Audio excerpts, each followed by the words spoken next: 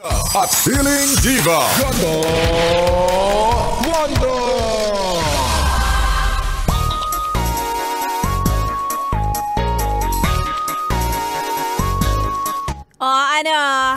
Nag-ala sirena ka na naman today, no?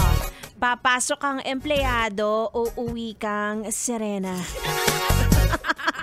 Taray, Jezebel yan, sumusugod sa bahay.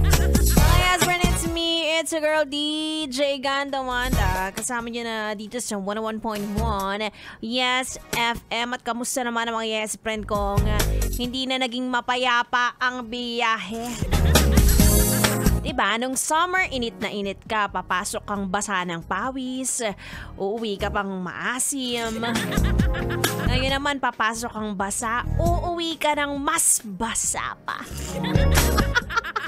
Diba? Sobrang hassle. Wala pa nagsasabi sa'yo na, ingat ka ha, kasi madulas ang daan. Wala, hindi hindi nakaka-motivate mag-commute ngayon. Hindi mo rin naman pwedeng sabihin na, okay lang yan, masasanay ka na. Hindi pwede, bukod sa hassle, mag-commute, traffic pa.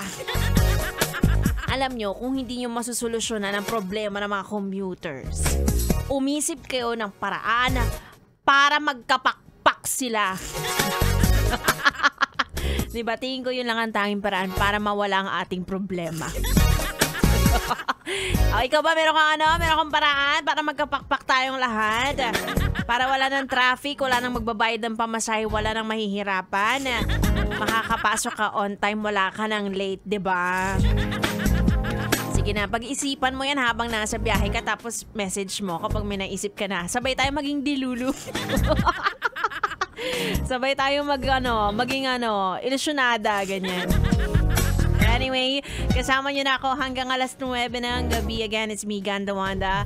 Ituloy muna natin ang ating tugtugan dito lang sa 101.1 Yes FM Solid. Kumusta ang biyahe?